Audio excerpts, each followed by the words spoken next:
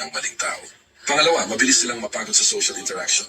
Mataas ang emotional sensitivity nila kaya madaling maubos ang energy nila kapag maraming tao. Nagcha-charge sila sa katahimikan, hindi sa ingay ng paligid.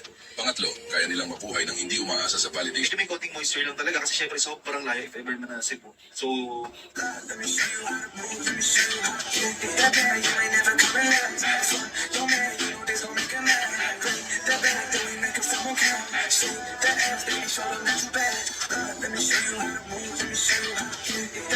may jawline acne ka ba na paulit-ulit kahit may skincare ka na? Sabi sa Law 21 ng 48 Laws of Power, magmukhang tanga para maliitin ka ng iba. Dahil kapag akala nilang wala kang alam, ibubunyag nila ang lahat ng kanilang plano.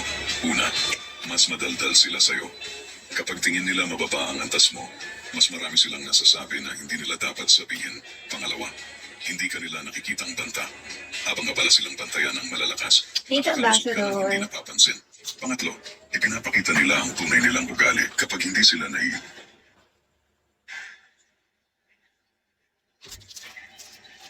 Yes, pili-pili na sa ating pong mga produkto, mga boss, madam, at serve natin.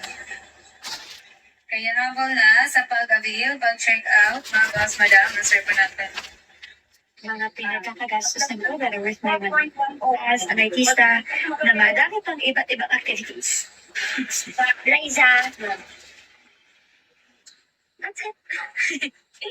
Mga pinagkakagastos. Paano palang kayang i-capture ang attention ng utak? Paano pa kaya kung malaman mo ang iba pang psychological triggers na nakaka-influensya sa emotions at decisions ng tao? May psychological phenomena na cocktail party effect. Kahit maingay ang paligid, kaya i-prioritize ng utak ang sarili mong pangalan dahil relevant ito sa sarili mong identity. Subukan nito ang Stark experiment. Parehong topic, parehong delivery. Sa unang tao, huwag mong pagkitin ang pangalan niya. Sa pangalawa, pagkitin mo lang ng natural mga dalawang beses habang nag-uusap. Kylie. Basta mo kung sino ang mas engaged at mas focus sa usapan. Kung pangalan pa lang kayang i-capture ang attention ng utak, paano pa kaya kung malaman mo ang iba pang psychological triggers na nakaka-influensya sa emotions at decisions ng tao? May psychological phenomena na tinatawag na cocktail party effect. Kahit maingay ang paligid, kaya i-prioritize ng utak ang sarili mong pangalan dahil relevant ito sa sarili mong identity. Subukan nito ang Stark experiment. Parehong topic, parehong delivery. Sa unang tao, huwag mong pagkitin ang pangalan niya. Sa pangalawa, pagkitin mo lang ng natural mga dalawang beses habang nag-uusap kayo. Pagmasdan mo kung sino ang mas engaged at mas focus sa usapan. Kung pangalan pa lang kayang i-capture ang attention ng utak, paano pa kaya kung malaman mo ang iba? Para naman hindi ko merienda, dito tayo. You know, may unit pa guys. Hilux 2.8 Conquest 4x4 automatic emotional red. And of course, damn, Rosmar in the house. Congrats. Pucha, laki na sales mo. Brad, kita ko ah. You know? So, ito yung 9th generation ng Toyota Hilux, di ba? Bago 2026.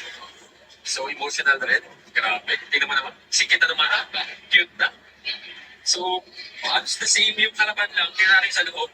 Electronic. So, hindi ako familiar, pero electronic na yung seats.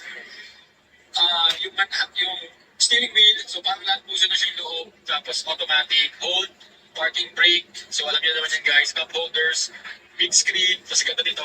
Ganda yung design na yan. Ang ganda may adaptive cruise control, brake assist, everything. So, may safety sense kasama na dito. Panoramic view, yung mga sensors. Ayan, this is the new model. Ang ganda guys, pasok tayo. So this is the inside. Gray, yung kanyang headliners. Tapos ito nga, black yung dito. May Toyota safety sense. So ito, ganda ng steering wheel at saka yung kanyang mismong buong dashboard. Yung ginagawa ko ngayon, Ambassador. Tapos Type C. Baka Tapos